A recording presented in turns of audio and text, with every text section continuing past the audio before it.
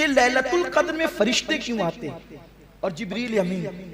اس لیے کہ بظاہر زمین سے بہت افضل تو سدرۃ المنتہا ہے، پھر جبریل امین ہر سال آتے ہیں اور لیلۃ القدر میں آتے ہیں۔ اور کیوں آتے ہیں؟ جبریل امین اور سارے فرشتے سال بھر دعا کرتے ہیں، سال بھر دعا کرتے ہیں اللہ ہمیں زمین پر جانے کی اجازت دے تاکہ ہم زمین پہ جائیں اور جا کر کے ہم زمین پر ان لوگوں کے چہروں کی زیارت کریں جو ہم سے بہتر عبادت کرتے ہیں۔ یہ کون کہہ رہا ہے؟ یہ جبریل امین کہہ رہے ہیں، سید الملائکہ۔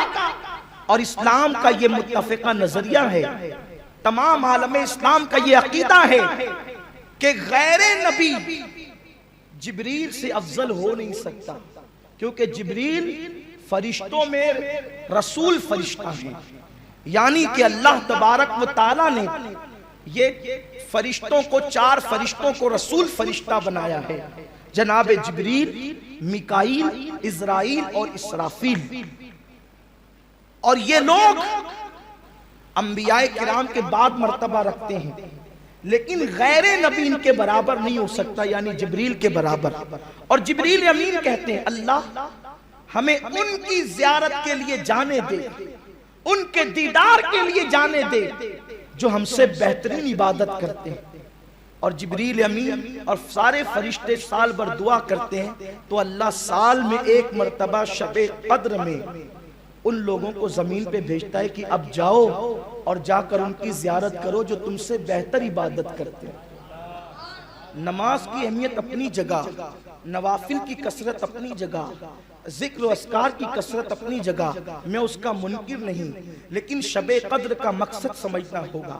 شب قدر میں فرشتے کس کی زیارت کے لیے آتے ہیں؟ سلام ہی حتی مطلع الفجر، وہ سلام کس پہ پڑھتے ہیں؟ وہ سلام کس پہ بھیجتے ہیں؟ وہ ملاقات کس سے کرتے ہیں؟ وہ کن لوگوں کے ہاتھوں میں اپنے ہاتھ دیتے ہیں؟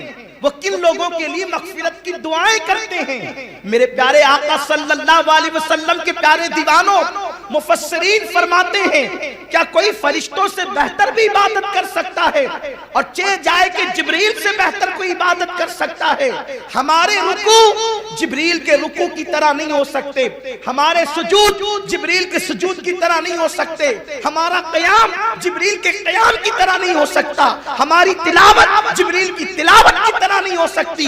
لیکن جبریل امین عرض کرتے ہیں اللہ مجھے ان کے پاس جانے دے جو مجھ سے بہتر عبادت کرنے والے ہیں۔ تو کیا ہمارا رکوع جبریل سے بہتر ہے؟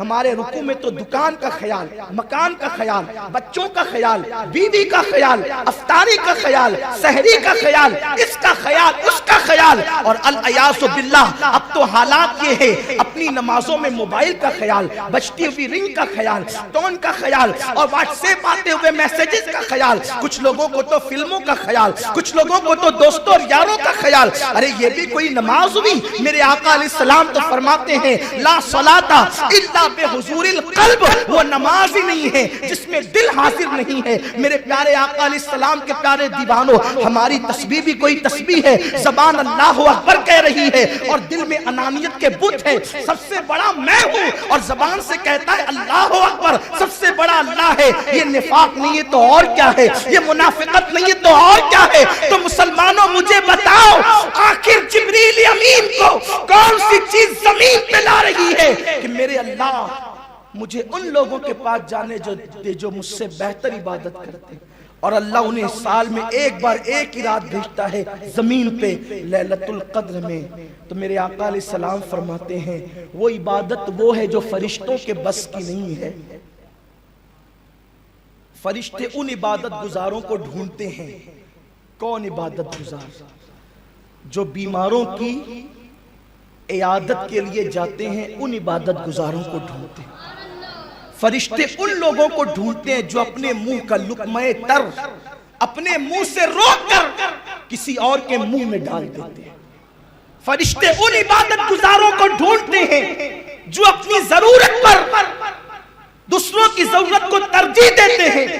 فرشتے ان عبادت گزاروں کو ڈھونڈتے ہیں جو لوگوں کا دل زبان سے شعلے برسا کر کے توڑتے نہیں ہیں بلکہ پھول برسا کر کے جوڑ دیتے ہیں۔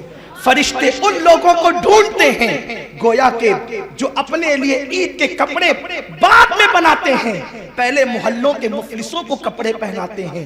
فرشتے ان عبادت گزاروں کو ڈھونڈتے ہیں جو اپنے گھر میں افطار کے پھل بعد میں لاتے ہیں، پہلے غریبوں کے گھر پہنچاتے ہیں پھلوں کو۔ یہ عبادت تو جبریل کے بس میں نہ تھی، یہ عبادت تو فرشتوں کے بس کی نہ تھی، اس لیے کہ جبریل کھاتا ہی نہیں تو خود بھوکا رہ کر کے دوسروں کو کھلانے کا فعل کیسے کرتا؟ فرشتے تو خود کھاتے نہیں تو دوسروں کو کھلانے کا فعل کیسے کرتے؟ فرشتے تو بظاہر بیماروں کی عیادت کے لیے اپنا کاروبار اور کام دام چھوڑ کر جاتے نہیں، اس لیے کہ ان کا کوئی کاروبار نہیں، ان کے بیوی بچے نہیں، ان کے رشتہ دار نہیں، ان کے اہل و عیال نہیں۔ تو میرے پیارے آقا علیہ السلام کے پیارے دیوانوں، بڑی معذرت کے ساتھ شب قدر کی عبادت کو ہم نے صرف یہ سمجھ لیا کہ صلاۃ التسبیح پڑھنی ہوگی۔ حاجی صاحب آ گئے، جماعت کے ساتھ بھی صلاۃ التسبیح کا نظام قائم ہو گیا، اچھی سی بات ہے، لوگ باذوق ہیں، صلاۃ التسبیح پڑھ رہے ہیں، نمازیں پڑھ رہے ہیں، اور اس کے بعد جو ہے ہاتھ میں تسبیح لے کر کے بیٹھے ہیں، قرآن مقدس ہاتھ میں لے کر بیٹھے ہیں۔ لیکن پوچھو اس قرآن پڑھنے والے سے کہ تو جو تلاوت قرآن پڑھ رہا ہے، جو تو تلاوت قرآن کر رہا ہے، جبریل تجھ پہ سلام کیسے بھیجے گا؟ فرشتے تیرے لیے دعائیں مغفرت کیسے کریں گے؟ اس لیے کہ تو اپنی بہن کو سسکتا ہوا چھوڑ کر مسجد میں آیا ہے، تو اپنی ماں کو سسکتا ہوا چھوڑ کر مسجد میں آیا ہے، تو اپنے رشتہ داروں کا حق مار کر مسجد میں آیا ہے۔ وہ عبادت جس کے لیے فرشتے تمہارے چہروں کی زیارت کے لیے بے چین تھے، ان عبادتوں کو چھوڑ کر کے تم رسموں کے پابند بن کر اپنے آپ کو عبادت گزار سمجھتے ہو۔ میں تم سے پوچھنا چاہتا ہوں میرے پیارے آقا علیہ السلام کے پیارے دیوانوں، فرشتوں تو ان کو ڈھونڈتے ہیں کہ جو اللہ کے بندوں کی دل جوئی کرتے ہیں، جو غریبوں کو نوازتے ہیں، لوگوں کا دل جوڑتے ہیں، جو اللہ کی مخلوق کی خدمت کرتے ہیں۔ بتائیں ہم نے شب قدر میں یہ کتنا کیا؟ ہم نے اپنے لیے تو 5 لباس سلائے، لیکن پڑوس میں کوئی یتیم کا بچہ ہوتا ہے، ہم نے اس کے لیے کیا انتظام کیا؟ ہم نے اپنے بیٹے کے لیے تو اس کی فرمائش کے مطابق سارے لباس رکھ دیے، لیکن پڑوس کے اندر جو یتیم تھا اس کے لیے کون انتظام کرے گا؟ ہم نے اپنی بیوی کے لیے تو درجنوں لباس کا انتظام کر دیا، لیکن اللہ اکبر، پڑوس میں جو بیوہ بستی ہے جس کے سر پر شوہر کا سایہ نہیں، اس کے لیے انتظام کون کرے گا؟ ہائے ہائے، لوگوں نے شب قدر کی عبادت کو کیا رنگ دیا ہے؟ شب قدر تھی کس چیز کے لیے؟ شب قدر تھی کس چیز کے لیے؟ میں یہ نہیں کہتا کہ عبادت نہ کرو، یقیناً یہ عبادت کی رات ہے، شب قدر عبادت کی رات ہے، لیکن صرف سجدوں کی نہیں، صرف رکوع کی نہیں، بلکہ اللہ کے مخلوق کی دل جوئی کی۔ آپ دیکھیں اللہ کے حبیب صلی اللہ علیہ وسلم نے سجدوں پر